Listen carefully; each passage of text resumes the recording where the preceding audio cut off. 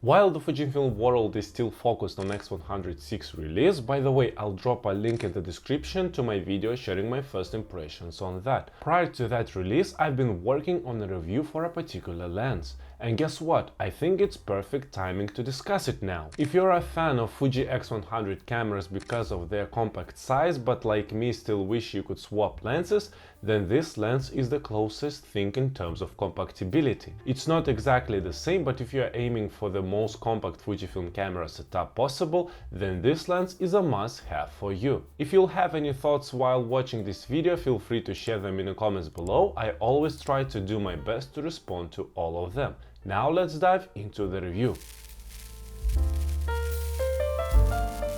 So today I'm going to talk about the Fujifilm XF27mm f2.8 lens that I picked up last year, not long after I got my X-T30 II camera. On cropped sensor like the one in my camera, 27mm is like having around a 40mm lens on a full-frame camera. As I mentioned earlier, I really like the compact size of Fuji X100 cameras and their small 23mm lens with a bright aperture, which is like having a 35mm lens on a full-frame camera. But because I wanted the flexibility to change lenses, I ended up selling my X100F. Instead, I got the X-T30 II, and for a compact lens, I went with this XF27mm lens. Mine happens to be the first version of the lens since I bought it used, but in the newer version, the only change is the aperture ring. Everything else, like the optics, remains the same, so what I'm going to share with you today applies to both versions of the lens.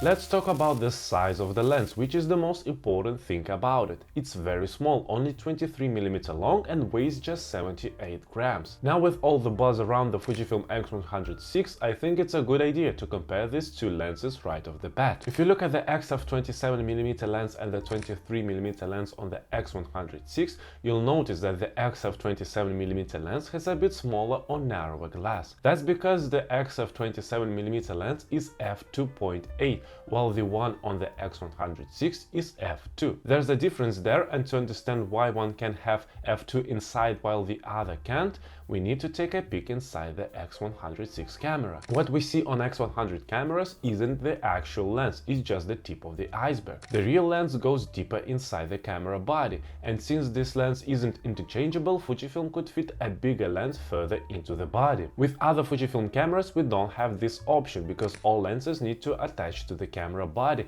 and can go deeper inside. So actually the XF27mm lens is more compact than the one on X100 cameras. But since there isn't much room inside the camera to keep it visually compact, Fujifilm had to sacrifice that f2 aperture and go for more compact optics inside. But don't get me wrong, even if this lens doesn't have a very bright aperture, it's still a great lens. Quality-wise, I don't have any complaints at all. I won't go into all the tiny details analyzing every corner of the lens. I want to talk about it from a general user's perspective, just casually shooting with it, and for that this lens is just great, especially when traveling. Currently I have two Fujifilm lenses, with the XC1545 being the second one. I choose the XC1545mm lens when I'm determined to shoot and want to be flexible with that zoom on a bright day. But if I just want to have a camera with me just in case I find something to take a photo of, then the XF27mm is my choice. It's light, compact and doesn't bother me to carry it around, even for the whole day. Back in the day, using only bigger DSLR cameras, I never saw the point of pancake lenses, because often you would already have a 50mm f1.8 lens. And then do you need another 40mm lens that is more compact? Yes, but with that comes a darker aperture of f2.8 lens. Like the DSLR camera already isn't small, so there isn't a big difference in overall size, would you take a 50mm or 40mm lens, and the weight between them isn't that much different. But when you have a camera as small as the Fujifilm X-T30 II, for example,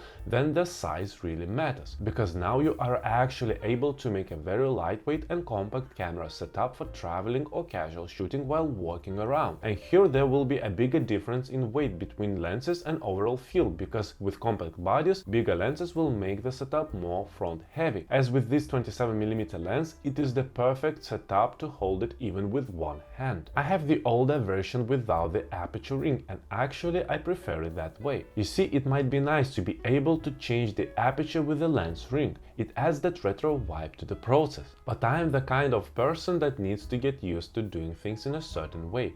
I like to set up buttons for the easiest experience with the camera. By the way, I made a video about Fujifilm camera settings and I will link it down below. Check it out if you're interested. So when I set up my camera, I try to get used to it and use it in the way I decided. And if there is one lens with an aperture ring and the other without, then it will be confusing for me to actually remember to use that aperture ring. I would just keep using the assigned camera dial for that because I would use it with the lens that doesn't have an aperture ring. So having both lenses for Fujifilm without an aperture ring isn't a problem for me at all.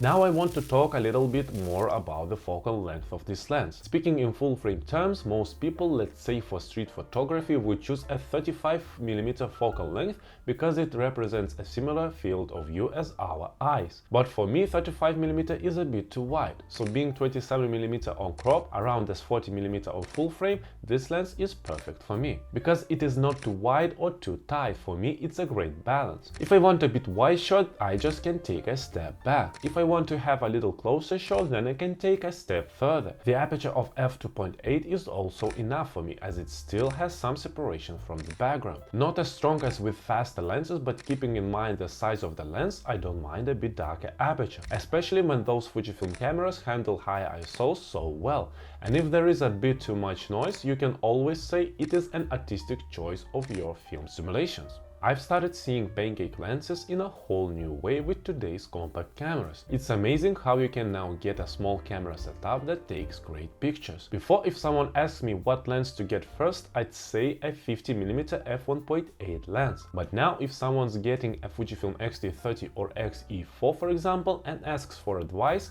I definitely recommend the XF27mm f2.8 lens. It's so much fun to use and I'm really happy to have it in my kit. Sure, I'd love that f2 aperture and the in-body stabilization in the X106 is tempting, but for now I'm satisfied with this 27mm focal length and slightly darker aperture. Who knows, maybe Fujifilm will update the X-T30 or X-E4 with in-body stabilization in the future.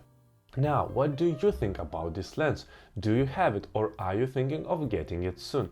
Let's talk about it in the comments below. By the way, let me know what are your favorite Fujifilm lenses in general. As always, don't get mad at me if I made any mistake along the way and let me know what else videos you'd like to see from me in the future. If you enjoyed this video, give it a thumbs up, subscribe so you won't miss my future videos, but for now, have a nice day and keep shooting!